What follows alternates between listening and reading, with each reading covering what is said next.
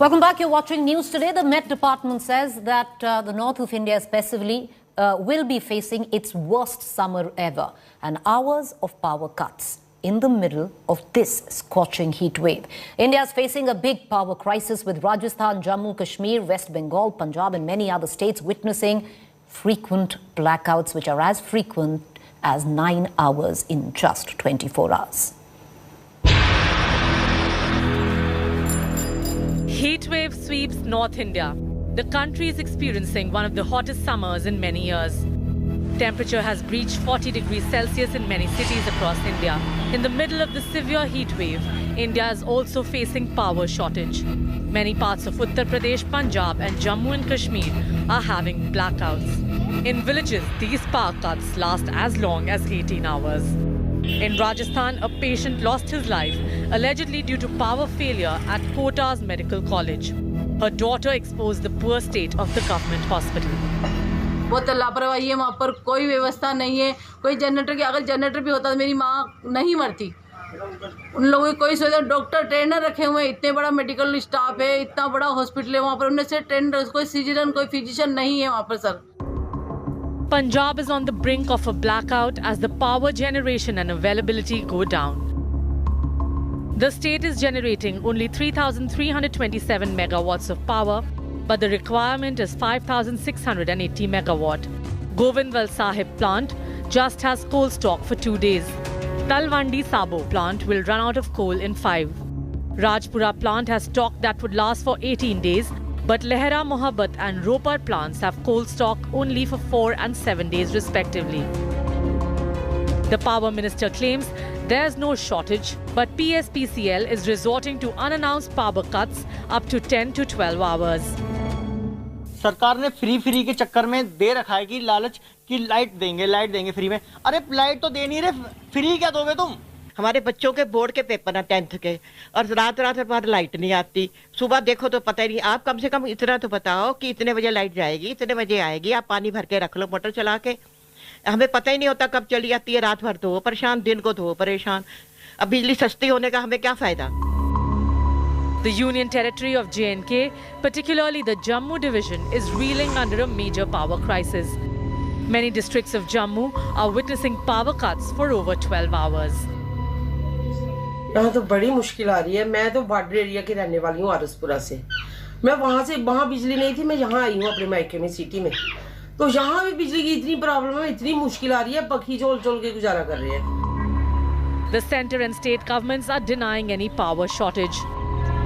Thermal power plants में to be very specific 20 million ton, लगभग 21 million ton अभी stock है। कोल इंडिया, कैप्टिव, ये सब मिलके हमारे पास अभी 72 मिलियन टन का स्टॉक है। NCP Chief Sharad Pawar expressed concern over the crisis and asked the centre and state governments to find a solution to the problem soon. The question remains, what exactly is the reason for the power crisis? Did the government get its planning wrong ahead of summer? Bureau Report, India Today. All right, Vio, so what is the outlook? Is it going to be a cruel summer where the temperatures are going to be soaring, which are unprecedented, and there are going to be massive power cuts and load shedding? And is there a solution this season to it all? Joining me is Anil Razdan, former Power Secretary. Mr. Razdan, you know, what are the reasons why many states are now actually looking at a 9-hour power cut where temperatures are touching 45 degrees Celsius? You're absolutely correct in your previous interviews and assessment. The power situation of the country right now is, in fact, very, very critical, I would say. But luckily, the stations have been holding out. We've had an unprecedented summer, high temperatures in April, what we normally experience in the month of May. Summer's come in too early and with a vengeance. Now, it has also, this period is also marked by normal activity after 2 years of almost inactivity in many commercial spheres, industrial spheres, though the domestic loads were okay. But overall, it's a combination of return to normalcy, full activity, coupled with a very early and a very cruel summer. Now this, I think, is also a stark reminder to the fact that we are so heavily dependent still on thermal power, despite all the think tanks and academics talking about renewable energy, etc. Yes, that's the right source of energy. But in, you see, terms of our installed capacity, our fossil fuel capacity is about 60% of the installed capacity. And the renewable energy source is about 38.5%, and nuclear is about 1.7%. But in terms of the energy that comes out of the fossil, it is 78% versus about 60% in installed capacity. And for renewable energy sources, which includes wind, hydro, solar, the installed capacity is about 38.5%, and the energy we get out is 18%. For nuclear, 2% installed capacity and 2% energy. So almost equal. Now, what you need in a power system, basically, first of all, is base load power. And base load power comes from either coal-based power or nuclear power. It can also be gas-based power, but gas-based power is good for ramping up power immediately. Hydropower, we used to have a very large segment of it about 30 years ago, but now gradually in the overall power portfolio, it is falling down. Right. Wind and solar have picked up, but then it's intermittent power, and this will have to come with storage and development of other issues like small mini grids, storage, etc. Mr. Razdan, I'm going to ask you one quick question. And sir, it stems from the fact on what is the reason behind our dwindling inventory where coal supply is concerned? Because, if you hark back just a few years ago, it's not that we haven't seen it before, when we were actually at the brink of having no coal, where we were 24 hours away from actually having no coal. Are we looking at a repetition this time again? It's a combination of a few factors, ma'am.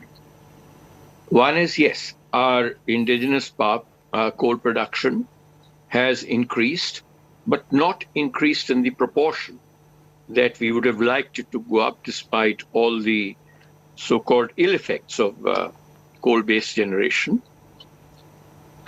The plants which some years ago, when I was in the government, we had visualized that you will need coastal plants with imported coal, and the domestic plants were located inland or near the coal mining areas. Now the imported coal prices have gone up. And because of wide fluctuation in these prices, the power buyers, that is the distribution companies, have not been very keen on picking up imported coal-based power. And a lot of these stations at the moment also are running on low PLF. Okay. But if they get imported coal, they will be, the power there is going to be more expensive. Secondly, coal mining, unfortunately, in the country has come in under a lot of pressure because of what the CAG said and what the investigative agencies went about doing. So it was not really a very clear scenario for investment and risk-taking ability. People in the government particularly want to play safe. So I think we have not been able to go full throttle in terms of coal mining, and in terms of the participation of the private sector and the way we wanted it to happen. It has begun to happen, and we've got out of some ideological mind blocks also, like merchant power, but I think it'll take another year or two. The other serious aspect, I think, that is there, which is probably not fully realized, is that we have a transportation bottleneck also. Right. We have shortage of railway rakes, and I'm told very recently only the government has managed to place a very huge order for railway rakes, which they could have done, I think, maybe 4 or 5 years earlier, so that we could probably, if I'm not wrong, one information goes that we placed very recently an order for about 1 lakh wagons. Now that is a very large number. And secondly, you see, the health of the distribution companies needs to be improved. We need to reduce the cost of power. But Right. we've loaded such a heavy cost on transportation of coal on railways, Right. which is subsidizing the other modes of transport, and also duties attached to it. Okay. So which is not helping the situation of the distribution companies also. We need to add base load power immediately. Even if Right. we go in for non-fossil power, that is nuclear power, we need to invest very heavily immediately. Right. So that we have good base load power. Right. Appreciate you joining us, sir. Thank you. Well, you know, with whatever you've said there, and for our viewers, well, that's not very welcome news, because at least these are not short-term solutions. And we are, in all probability, looking at a horrible, cruel summer ahead, where we are expecting temperatures which are unheard of before, and we're looking at long power cuts. Thank you all for joining us.